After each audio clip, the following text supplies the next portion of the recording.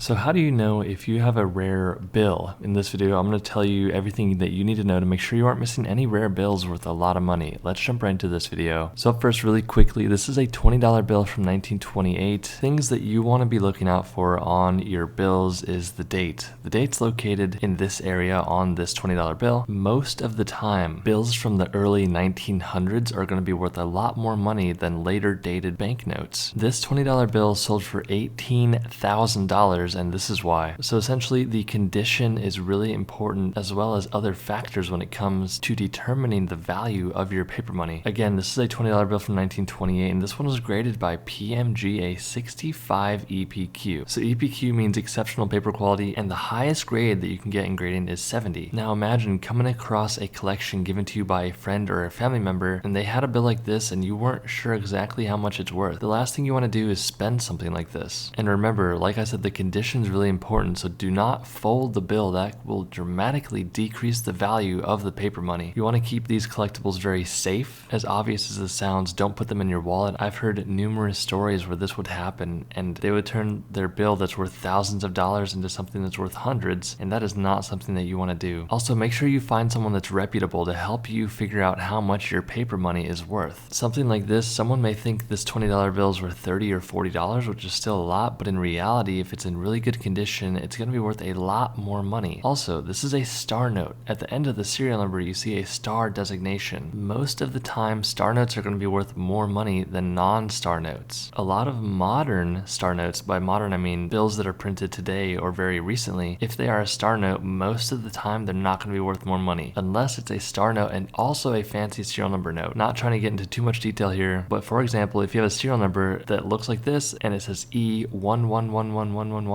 that would be a very rare serial number. So pretty much any serial number that looks fancy or looks unique, looks cool, this is something that collectors go after and want to spend money on. Really quick, let's go into the next one. So same thing here, $10 bill from 1928. Not much to really say here. If you have an old bill from 1928, especially if it's a star note, it's going to sell for a lot of money because this one sold for $14,950. So here's one. This is a $2 bill, and most people think that $2 bills are very rare. I mean, this one sold for $2,820, and I'm going to tell you exactly why right here. People would constantly contact me and tell me, hey, I have a $2 bill, and it's usually in really beat up condition, and I'm telling you the condition is really important. I go down to the bank almost every weekend and I pick up $2 bills for myself. Not many people know that they still print $2 bills today. What made this note sell for so much money is one, it's a star note. This one is from 1976, and two, this one was graded by PCGS Currency a 70 PPQ. 70 is the perfect grade, and when it comes to grading paper money, it's so hard to get that 70 grade, and that's why this one sold for so much. So if you have a $2 bill and it's in really good condition and it's a star note, make sure you keep it safe,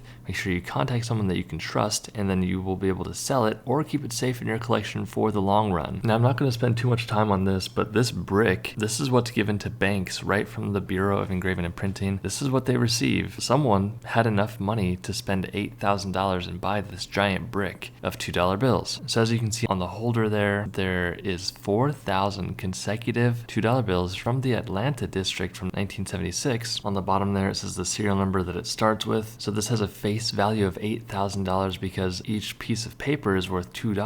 So $2 times 4,000 pieces is $8,000. And this brick sold for $21,150. Now, obviously, not everyone has $8,000 lying around, but if you took a small fraction of this and were able to sell it for a lot of money, that would be huge because this person made 164% gain. They turned $8,000 into $21,150, and you can do this on a smaller scale. Even if you had like $80 and you sold it for 164% higher. But I thought this was a unique example, and I wanted to show that these exist out there. So here's a 1981 $1 bill. This one was graded by PMG a 66 EPQ. So this is a relatively rare date. You want to be looking out for the 1981 $1 bills because there were only 640,000 of these notes printed. And while this may seem like a large amount of notes that were printed, this is actually a small number. Banknotes are usually printed in the millions or tens of millions or sometimes even the hundreds of millions. Keep your eyes peeled for this 1981 $1 bill because this $1 bill that is also a star note sold for $2,185. Hit that subscribe button. It really does help out with the YouTube algorithm. Stay tuned for more, and I'll see you in the next video.